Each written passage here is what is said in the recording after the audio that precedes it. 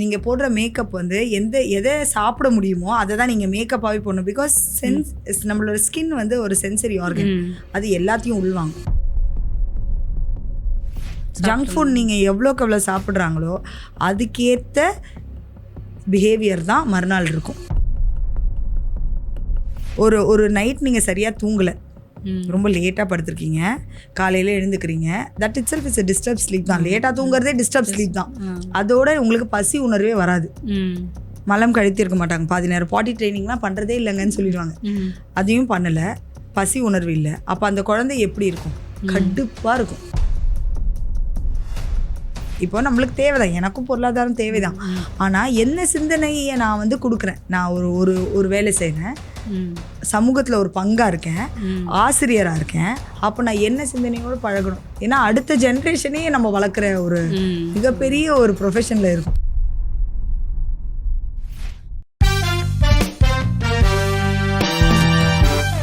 உங்களோட பள்ளி வந்து பார்க்கும்பொழுது எனக்கு ரொம்ப கவர்ந்தது வந்து அந்த மெட்டீரியல்ஸ் எல்லாமே நல்லா கஸ்டமைஸ் பண்ணி வச்சுருந்தீங்க. நிறைய இடத்துல நம்ம அப்படியே இது மாதிரி பிளாஸ்டிக் தான் கொண்டு வந்து வச்சுருப்பாங்க. பட் உங்களது எல்லாமே வுட்டு, அதுவுமே அந்த டாக்ஸிக் ஃப்ரீயாக வச்சுருந்தீங்க. ஸோ அந்த இன்ஸ்பிரேஷன் உங்களுக்கு எப்படி? இதுவும் ஒரு சூழலில் ஒரு பார்ட்டு தானே? என்னுடைய ஜேர்னியே வந்து நம்மாழ்வார் ஐயா கிட்டது தொடங்கினது. இப்போ அதனால வந்து அதுலலாம் ரொம்ப சஸ்டைனபிள் லிவிங்கில் ரொம்பவே இருக்கக்கூடிய ஒரு பயணம் தான் அது. அதோடைய தொடக்கம் தான். ஐயாவுடைய வந்து சுவரில்லா கல்வின்ற ஒரு சிந்தனையிலேருந்து தான் நான் வந்து மாண்டெசரி படித்தேன், அதுக்கப்புறம் வால்டாஃப் படித்தேன். எல்லாமே அதுக்கு அப்புறம் நடந்த விஷயம். அதனால வந்து சூழல் ரொம்ப முக்கியம். அந்த சூழல் கேடற்ற பொருட்களை பயன்படுத்தணும் அப்படின்றதுல தான் தொடங்கணும். ஆனால் அதுக்கப்புறமா சைல்டு டெவலப்மெண்ட் படிக்கும் போது தான் தெரியுது, நான் சொன்னேன் இல்லைங்களா, குழந்தைகளுடைய உடம்பு முழுக்க இருக்கக்கூடிய குழந்தையே ஒரு சென்சோரியல் ஆர்கன். அவங்க எல்லாத்தையும் உணர்வாங்க. நம்ம நினைக்கிறோம் அவங்களுக்கு ஊட்டுறது சாப்பிட்றது மட்டும்தான் உள்வாங்கிறது இல்லை. ஈவன் நம்மளுக்கே சொல்கிறாங்க, நீங்கள் போடுற மேக்கப் வந்து எதை சாப்பிட முடியுமோ அதை தான் நீங்கள் மேக்கப்பாகவே போடணும். பிகாஸ் நம்மளோட ஸ்கின் வந்து ஒரு சென்சரி ஆர்கன், அது எல்லாத்தையும் உள்வாங்க. அப்போ நம்ம பயன்படுத்தக்கூடிய பொருட்கள் இருக்கு இல்லைங்களா, மெட்டீரியல்ஸ் ஆர் ஸோ இம்பார்ட்டண்ட். ரொம்ப சின்ன குழந்தைக்கு நம்ம தேடி தேடி என்ன நீங்கள் நினைவுபடுத்தி பாருங்க, என்ன விதமான ஒரு புடவையை நீங்கள் வந்து போய்த்துவீங்க. அம்மாவுடைய பயன்படுத்தின ஒரு சாஃப்டான காட்டன் தான், தூளிலையும் அதை தான் நம்ம பயன்படுத்தணும். ஏன்னா அது வந்து அந்த குழந்தைக்கு உள்ளார பாயக்கூடிய, பிகாஸ் இட்ஸ் அ ஆர்கன் இல்லைங்களா, உள்ளார போகும் அதோடைய materials. So toxic organ systems, plastic, நான் டாக்ஸிக் பிளாஸ்டிக் இப்படிலாம் சொல்கிறோம். ஆனால் அது என்ன உணர்வை நம்மளுக்கு வந்து கொடுக்குது? இப்போ நம்மளே வீடுகளில் ஒரு மண்பண்டம்லேருந்து நீங்கள் வந்து ஒரு பாத்திரத்துலேருந்து நீங்கள் குடிக்கிற ஒரு தண்ணி, ஒரு கிளாஸில் குடிக்கிறீங்க ஒரு தண்ணி, ஒரு ஸ்டீலில் குடிக்கிற தண்ணி, ஒரு பிளாஸ்டிக் டம்ளரில் குடிக்கிற தண்ணி, இது எல்லாமே நீங்கள் வந்து உணர்வு என்ன கொடுக்குதுன்னு மட்டும் பாருங்கள். நம்ம வந்து டாக்ஸிக் இல்லாத பிளாஸ்டிக் தான் பயன்படுத்துகிறோம் பள்ளிகளில் பாதி இடத்துல. ஆனால் நீங்கள் அது என்ன உணர்வை அந்த குழந்தைக்கு கொடுக்கும்? ஒரு மண்பண்டம் பயன்படுத்தும் போது நீங்கள் எப்படி வைப்பீங்க? நிதானமாக கையாள்வீங்க. ஒரு கிளாஸ் பயன்படுத்தும் போது அது உங்களுடைய தன்மையே மாறிடும். இதே பிளாஸ்டிக் பயன்படுத்தும் போது தூக்கி விசிறி அடிப்பாங்க குழந்தைங்க. அப்போ பள்ளிகளில் நம்ம வந்து என்ன விதமான ஒரு வுட்டன் மெட்டீரியல் நீங்கள் யூஸ் பண்ணும்போது அது காலங்காலமாக அந்த மரம் நின்று அதில் வெட்டப்பட்ட மரங்கள்லேருந்து உடன் திங்ஸ் எல்லாம் பண்ணுறோன்னு வச்சுக்கோங்களேன். அதில் நீங்கள் அந்த உணர்வு, அந்த மரத்துக்கான உணர்வு, அதுக்கான நினைவுகள்லேருந்து எல்லாமே அந்த பொருளில் இருக்குது. இது வந்து அந்த குழந்தைக்கு என்ன உணர்வை உள்ளர கொடுக்குது, அது என்ன விதமான ஆரோக்கியத்தை உள்ள அந்த குழந்தைக்கு கொடுக்குது, இதெல்லாம் வந்து ரொம்ப முக்கியம். நம்மளுடைய பள்ளிகளில் நம்ம பயன்படுத்தக்கூடிய கிளாத், விளையாட்டு பொருட்கள் எல்லாமே இந்த உணர்வு ரீதிக்கான ஒரு மெட்டீரியலாக இருந்தது அப்படின்னா உங்களுடைய வகுப்பறையோட சூழலே மாறிடுது. குழந்தைங்க ரொம்ப அமைதியாக, நிதானமாக, ரொம்ப உணர்வு பூர்வமாக வந்து விளையாட தொடங்குறாங்க. இதில் பார்த்தீங்கன்னா டால்ஸ் எல்லாம் நாங்களே பண்ணுவோம். எல்லா டாலுமே வந்து குரோஷே டால்ஸாக இருக்கலாம், இல்லாட்டி மரப்பாச்சி பொம்மையோட விளையாடுறதா இருக்கலாம், எல்லாமே நாங்களே செஞ்சு அவங்க விளையாடுறதுனால அது இன்னும் அவங்களுக்கான ஒரு மனித தன்மைன்னு வச்சுக்கோங்களேன், ரொம்ப ஆரம்ப காலத்துல. ஏன்னா இது வந்து நீங்க எங்கெங்க மெட்டீரியல் பேசும்போது ஹியூமனிட்டி பத்தி பேசுறீங்க அப்படின்வாங்க. It is so connected. அந்த அந்த குழந்தை தன்னை ஒரு ஹியூமன் பீயிங்கா உருவாகிறதுக்கான ஒரு பயணத்துல தானே இருக்கு. அப்போ it is not an education, is not just a journey of just making money இல்லையா, or just a knowledge. Who you are is what education is. So எஜுகேஷனில் அதை கொடுக்கணும் அப்படின்னா நீங்கள் எல்லாத்தையுமே நீங்கள் ஒருங்கிணைஞ்சு பார்க்க வேண்டியதாக இருக்கணும். வேறு இப்போ பொருளாதார ரீதியாக சில பிள்ளைங்களுக்கு உதவி பண்ணுற அந்த மாதிரிலாம் இருக்கா? பொருளாதார எனக்கு இந்த கேள்வி நீங்கள் கேட்ட உடனே தான் வந்து எனக்கு எப்பவுமே ஒரு சிந்தனை உண்டு. எனக்கு இருக்க சிந்தனை மட்டும் நான் சொல்கிறேன். எனக்கு வந்து இந்த உதவி செய்கிறோம் இல்லைங்களா, உதவி செய்யறத விட உதவி செய்யக்கூடிய சூழலை உருவாக்காத ஒரு நிலைக்கான வேலைப்பாடுகள்ல தான் நான் அதிகமாக ஈடுபடுறது உண்டு.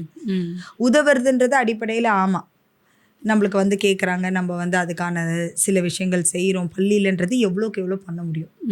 முதல்ல அந்த சூழலை எப்படி தகர்க்கலாம் அதுக்கு ரொம்ப முக்கியம். நான் கர்ணனோட கதைகளில் சொல்லும் போதே நான் வந்து அப்படிதான் நினைப்பேன். அன்னைக்கு நினைச்சேன், இது ஒரு சிந்தனையாக இருந்தது சின்ன வயசுல. அவர் வாரி வழங்கினாரு. கேட்கக்கூடிய ஒரு இடத்துல இருக்கக்கூடாத அளவுக்கு அவங்கள எம்பவர் பண்ணுறதுக்கான வேலைகள் என்ன செஞ்சிருப்பாரு அப்படின்ற சிந்தனையே எனக்கு அப்போ சிறு வயதுல வந்தது. அப்போ கையேந்தக்கூடிய நிலை இல்லாத ஒரு காலகட்டம் உருவாக்குறதுன்றது கல்விக்கு ரொம்ப அடிப்படை. அப்போ அந்த வேல்யூ சிஸ்டம் எங்கேருந்து வரும்? ஒரு அடிப்படை குழந்தை வளர்ப்புல இருந்து வரும். குழந்தையிலிருந்து தான் அது உருவாகுது. அதற்கான திட்டத்தை உங்க வகுப்பறையில கொடுங்க. அதற்கான ஒரு சிந்தனையை உருவாக்கக்கூடிய சூழலையே உங்களோட பெற்றோர்களுக்கு நீங்க ஓரியன்ட் பண்ண வேண்டியது இருக்கு. அப்ப பள்ளியிலையும் இதே சிந்தனையிலோட தான், வேல்யூ சிஸ்டமோட தான் நான் வளர்றேன். என் வீடும் அப்படிதான் இருக்கு. அப்போ நான் எந்த உணர்வோடு இருப்பேன்? எல்லாருக்கும் கொடுக்கக்கூடிய உணர்வும் அந்த சூழ்நிலையை எல்லாருக்கும் அமைக்கக்கூடிய ஒரு உணர்வு ரீதியான ஒரு எஜுகேஷன் கல்வி திட்டமாக நம்மளுக்கு வந்து மாறும். இது வந்து ரொம்ப பேஸ்லேருந்து நம்ம நிறைய வேலைப்பாடுகள் பண்ண வேண்டியது இருக்குது. மேலேயும் நிறைய வேலைப்பாடு பண்ண வேண்டியது இருக்குது. ஆனால் நான் எடுத்திருக்க ஒரு ஸ்ட்ரீம் வந்து பார்த்திங்கன்னா, சின்ன குழந்தையிலேருந்தே கல்வி திட்டத்தில் நம்ம எப்படி அந்த உணர்வை கொண்டு வர முடியும் அப்படின்றது தான் நாங்கள் பண்ணிகிட்ருக்கோம். இதில் டீச்சர் ட்ரைனிங் பண்ணுறேன் நான். அப்போ டீச்சர்ஸை உருவாக்கும் போது நம்மளுடைய பால்வாடிகள், நம்மளுடைய இடங்களில் இருக்கக்கூடிய எப்படி ஒரு கம்யூனிட்டிக்கு ஒர்க் பண்ணலாம். ஸோ நான் உங்ககிட்ட சொன்ன மாதிரி பட்டாம்பூச்சி கம்யூனிட்டி ஃபார் சில்ட்ரன் அப்படின்றது, சில்ட்ரன் இருப்பாங்க, பேரண்ட்ஸ் இருப்பாங்க, டீச்சர்ஸ் இருப்பாங்க, ஒரு சமூகத்தையே உருவாக்க வேண்டிய ஒரு சூழல் இருக்குது. அப்போ அந்த ஆசிரியர் அவங்களுக்கான ஒரு பொருளாதார தேவைக்காக அங்கே வேலை பார்க்கறது மட்டும் இல்லாமல் இந்த திட்டத்தை எப்படி எல்லாருக்கும் கொண்டு போய் சேர்க்கலாம். அதே வாலண்டியர் சிஸ்டம்னு வச்சுக்கோங்க. எங்கெங்கெல்லாம் நம்மளால வாலண்டியர் ஒர்க் பண்ண முடியும், இல்லை எப்படி இந்த நாலேஜ் எப்படி கொண்டு போய் சேர்க்கறது, எவ்வளோ பேருக்கு நம்மளால உதவ முடியுன்ற அளவுக்கான திட்டங்கள்லாம் நான் வகுத்து வச்சிருக்கேன். ஸோ ஆசிரியருடைய பயிற்சிகளும் இதில் ரொம்ப முக்கியமான பங்கு இருக்கு. பெற்றோர்களுடைய சிந்தனையும் ரொம்ப முக்கியமான பங்கு இருக்கு. குழந்தைகளுக்கான கற்றல் என்ன கற்றுக் கொடுக்குறீங்க கல்வியிலையும் இதில் ஒரு முக்கிய பங்கு இருக்குது. இதெல்லாம் சேர்ந்து ஒரு சமூக விழாக்கள் நடத்துகிறோம் இல்லைங்களா, பொங்கல் திருவிழா, ஆடி திருவிழாலாம் நடத்தும் போது உங்களுடைய சமூக கல்வி சமூகமாக சேர்ந்து என்ன கல்வி தேவை, சஸ்டைனபிள் லிவிங் எவ்வளோ இம்பார்ட்டண்ட், அதே வந்து இந்த பொருளாதாரத்தை எந்த அளவுக்கு வந்து நம்மளால சப்போர்ட் பண்ண முடியுன்ற அளவுக்கு வந்து ஒரு ஃப்ரேம் ஒர்க் மாதிரி தான் ஒரு கட்டமாக வேலை செஞ்சிட்ருக்கோம். இப்போது பொதுவாக மழலையர் பள்ளினால இப்போ எங்கள் வீட்டு பக்கத்துலேயே ஒன்று இருக்குது. கரெக்டாக அந்த ஸ்கூல் ஆரம்பிக்கிற நேரம் பார்த்திங்கன்னா அவ்வளோ அழுக சத்தம் கேட்கும். அப்புறம் ஒரு மாதத்தில் அடங்கிடும்னு வச்சுக்கோங்க. நீங்கள் அதை எப்படி டேக்கிள் பண்ணுறீங்க? அந்த முதல்ல உள்ளே வரும்பொழுது அந்த சூழல் மாறும்போது பிள்ளைங்க ரொம்ப டிரான்சிஷன் ரொம்ப முக்கியம். அந்த அந்த அந்த காலகட்டம் ஒரு குழந்தை வீடுலேருந்து பள்ளிக்கு போகுது. இப்போ மழலையர் கல்விக்கூடங்களை நான் அப்படி தான் பார்ப்பேன். அது வந்து ஒரு ஃபுல் ஃப்ளெஜ் எஜுகேஷன் சிஸ்டம்கான இதே தான் வந்து கவர்மெண்ட்டு சொல்கிறாங்க. NEP and NCFல என்ன சொல்கிறாங்கன்னா 8 years வரைக்கும் it is a foundational stage which is a school ரெடினஸ்க்கான ப்ரிப்பரேஷன் அப்படின்னு சொல்கிறாங்க. அப்போ ஸ்கூல் ரெடினஸ் ப்ரிப்பரேஷன்னா என்னென்னா, எப்படி வந்து ஒரு குழந்தை அவங்களோட சூழலில் அவங்க அம்மா மட்டும்தான் பார்த்துருப்பாங்க. அப்பா அம்மா பார்த்ததுலேருந்து அடுத்த ஒரு நபரை பார்க்கக்கூடிய ஒரு முதல் இடம் இந்த மழலையர் கல்விக்கூடங்களாக இருக்குது. அப்போது அந்த டிரான்சிஷன் ஃபேஸில் நீங்கள் என்ன முக்கியமாக இருக்கும், இன்னொரு அம்மாவை தான் குழந்தை பார்க்கும். நீங்கள் என்னோட பள்ளியில் பார்த்தீங்கன்னா அத்தைன்னு கூப்பிட சொல்லுவோம். ஏன்னா அத்தை மடி மெத்தை அடின்ற மாதிரி அந்த உணர்வுக்காக அத்தை சொல்கிறோம். ஆனால் பாதி குழந்தைங்க அம்மானு தான் கூப்பிட்றாங்க எங்களை. அந்த மழலை அது அம்மா வேற நீங்கள் வேற அப்படின்ற அளவுக்கான வளர்ச்சி இன்னும் அந்த குழந்தைங்களுக்கு வரல.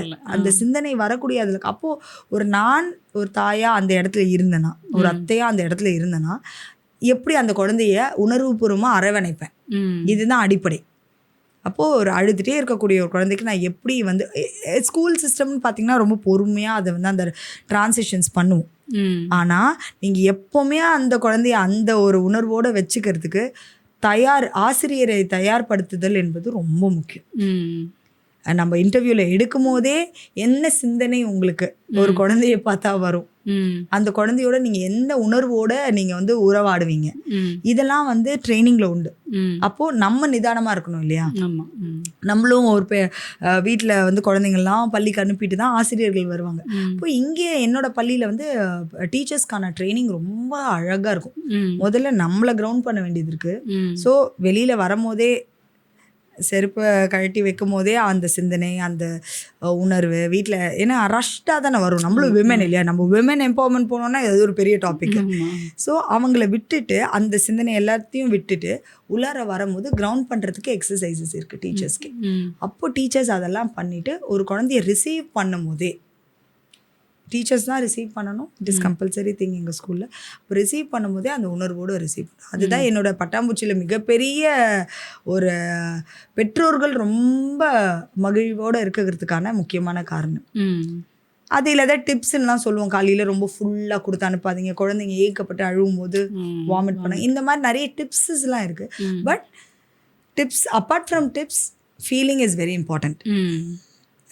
இப்போ இது சாதாரணமாக எல்லா குழந்தைங்களும் அழும். இதை தவிர கொஞ்சம் ட்ரபிள்டு சில்ட்ரன் இருக்கும் வாய்ப்பு இருக்குல்ல, வீட்டு சூழலாக இருக்கலாம், இல்லை அந்த பிள்ளையோட குணங்களே சில மாறி இருக்கலாம்ல, அது நீங்கள் எப்படி குணங்கள் எதனால் மாறுது அப்படின்றத வந்து பார்க்க வேண்டியது இருக்குது. பிஹேவியரல் சேஞ்சஸ் வந்து இயல்பாக அந்த குழந்தைக்கு ஏதாவது தேவை இருக்கா, டெவலப்மெண்டல் டிலேஸ் இருக்கா, அது வந்து ஒரு பெரிய டாபிக்.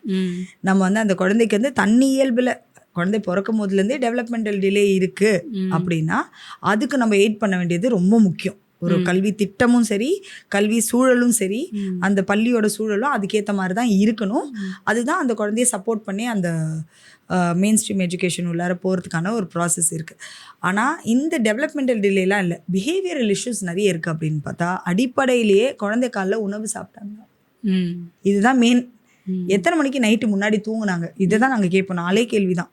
எப்போ தூங்குனாங்க, எப்போ எழுந்தாங்க, எப்போ சாப்பிட்டாங்க, என்ன சாப்பிட்டாங்க, இதெல்லாம் தான் அடிப்படை. காலையில் நம்ம மலம் கழித்தல், குழந்தைங்க டாய்லெட் போனாங்களா, வயிறு உபசமாக இருக்கும், அந்த குழந்தைக்கு சாப்பிட்ணுன்னே தோணும். தூங்கி எப்படின்னா மழலையர் கல்வின்னொன்னே நம்ம வந்து அப்போ தான் எழுந்தாங்க மேம், பல்ல மட்டும் வளக்கி விட்டுட்டு நான் அப்படியே அனுப்பிட்டேன். அப்போ அந்த எப்படி இருக்கும் காலை பசி, நைட்டு முழுக்க அவங்க எத்தனை மணிக்கு படுத்தாங்கன்னு தெரியாது. ஒரு நைட் நீங்கள் சரியாக தூங்கலை, ரொம்ப லேட்டாக படுத்துருக்கீங்க, காலையில் எழுந்துக்கிறீங்க, that itself is a disturb sleep தான். லேட்டாக தூங்குறதே டிஸ்டர்ப் ஸ்லீப் தான். அதோட உங்களுக்கு பசி உணர்வே வராது. மலம் கழித்து இருக்க மாட்டாங்க பாதி நேரம். பாட்டி ட்ரைனிங்லாம் பண்ணுறதே இல்லைங்கன்னு சொல்லிடுவாங்க. அதையும் பண்ணலை, பசி உணர்வு இல்லை. அப்போ அந்த குழந்தை எப்படி இருக்கும், கடுப்பாக இருக்கும். அப்போது அது பிஹேவியரல் இஷ்யூன்னு நான் எப்படி சொல்ல முடியும்? இது யாரோட பிஹேவியரல் இஷ்யூன்றது தான் கொஸ்டின் இங்கே. It's not a child's behavioural issue. குழந்தைய அதை வெளிப்படுத்துகிறாங்க அவங்க உணர்வு. அப்போ அது ஏன் வந்தது அப்படின்னா, நீங்கள் நல்ல அவங்கள நேரத்துக்கு தூங்க வைக்கிறது, ஓரளவுக்காவது நேரத்துக்கு தூங்க வைக்கிறது, அவங்க முன்னாடி நாள் என்னென்ன உணவு ஜங்க் ஃபுட் நீங்கள் எவ்வளோக்கு எவ்வளோ சாப்பிட்றாங்களோ அதுக்கேற்ற பிஹேவியர் தான் மறுநாள் இருக்கும். ஏன்னா அந்த டைஜஷன் ப்ராசஸ் நம்மளே இதெல்லாம் நம்மளோட கனெக்ட் பண்ணிக்கோங்க, அடல்ட்டோட கனெக்ட் பண்ணுங்க. நல்ல ஜங்க்கு, லேட் நைட் ஸ்லீப்பு, காலையில் எழுந்து நீங்கள் சாப்பிடல, ஆஃபீஸ் ரஷ் பண்ணுறீங்க, உங்களோட சிந்தனை அப்போது உங்களுடைய மனநிலை எப்படி இருக்குது, சிந்தனையெல்லாம் விட்டுருவோம், மனநிலை எப்படி இருக்குது. யாராவது வந்தாங்கன்னா உடனே எரிஞ்சு விழுவீங்களா, இல்லாட்டி ரொம்ப அன்பாக அரவணைப்பீங்க. அப்போது அந்த குழந்தைய ஏன் கத்தி கத்தி அழுகுறாங்க, ஏன் உருண்டு உருண்டு இன்னொரு குழந்தைய வந்து டிஸ்டர்ப் பண்ணுறாங்க, இதெல்லாம் ஏன் நடக்குதுன்னா உணவு, தூக்கம், வாழ்க்கை முறை, இது எல்லாமே சேர்ந்தது தான் கல்வி. அப்போ இதெல்லாம் நீங்கள் நல்லா கொடுக்கும்போது அழுவாங்க பெற்றோர்களை. அதை நான் சொன்னேன் இல்லைங்களா, டீச்சர்ஸ்க்கு ட்ரைனிங் உண்டு. ஸோ வார்ம்த் கொடுக்கணும், அரவணைப்போட டீச்சர்ஸும் இருக்காங்க, இந்த சூழலும் எல்லாத்தையும் மண்ணில் விளையாட, தண்ணியில் விளையாட, அந்த குழந்தை தொட்டு உணர்ந்து விளையாடக்கூடிய ஒரு சூழலும் இருக்குது. கல்வி திட்டமும் இருக்குது, ஆடல் பாடல். ஸோ மழலையர் கல்வின்னும் போது நம்மளுக்கு மூமெண்ட் ரொம்ப முக்கியம். இப்போ பாடல்கள் இருக்குது. ஸ்டோரி சொல்கிறேன்ட்டு நான் புக்கை வச்சுட்டு கிளாஸ் டீச்சிங் பண்ண முடியாது. ஸோ நாங்கள் பப்பட் ஷோஸ் பண்ணுவோம். இதெல்லாம் குழந்தைங்களுக்கு கதை சொல்லி எல்லாம் பண்ணும்போது அந்த குழந்தை விட்டுட்டு வெளியில் போகிறதே கஷ்டம். பாதி நேரம் வந்து இங்கேயே இன்னும் கொஞ்சம் நேரம் இருக்கும் அப்படின்ற அளவுக்கு உங்களால் ஒரு கல்வியில் ஒரு கூடத்தில் சூழ்நிலையை உருவாக்க முடிஞ்சால் அதுதான் சக்ஸஸ். ஸோ வேற எதுவும் இல்லை. நீங்கள் எவ்வளோ மார்க் வாங்கினாங்க என்ன பண்ணாங்கன்றதுலாம் செகண்டரி சக்ஸஸ் தான். அந்த குழந்தைய வந்து நம்மளை விட்டே போக மாட்டேங்குது. இன்னும் கொஞ்ச நேரம் நான் விளையாடிட்டு வரேன், இன்னும் கொஞ்ச நேரம் நான் விளையாடிட்டு வரேன் அப்படின்னு நம்மளை பார்த்து சொல்கிறாங்க அப்படின்னா அந்த சூழ்நிலையே நீங்கள் சிறப்பாக கொடுத்துருக்கீங்க அப்படின்றது தான் முக்கியம். அப்போ உங்களோட பள்ளியில் அந்த அசஸ்மெண்ட்டுங்கிறது எப்படி பண்ணுறீங்க? நாங்கள் வந்து அப்சர்வேஷன் அண்ட் அசஸ்மெண்ட்டை வந்து ஆசிரியர்களுக்கு ட்ரெயின் பண்ணிடுவோம். ஸோ குழந்தைங்களுக்கு அதுக்கேற்ற மாதிரியான எல்லா விதமான அசஸ்மெண்ட் உண்டு. உள்ளார வந்து சைல்டு ஹிஸ்ட்ரி, குழந்தைங்களுக்கு வந்து என்ன மாதிரி பிறந்தாங்க, எப்படி இருந்தாங்க, வீடுகளில் அப்பா அம்மா எவ்வளோ நேரம் அவங்களோட நேரம் செலவழிக்கிறாங்க, அதுக்கேற்ற பிஹேவியர் எல்லாமே பார்த்து அதுக்கேற்ற அசஸ்மெண்ட்ஸ் வந்து ஸோ அதுக்கேற்ற மாதிரி தானே மூவ் பண்ணுவாங்க. ஸோ அவங்களோட சூழ்நிலை எல்லாம் மாறுறத இவங்க அப்சர்வ் பண்ணி நோட் பண்ணிகிட்டே இருப்பாங்க.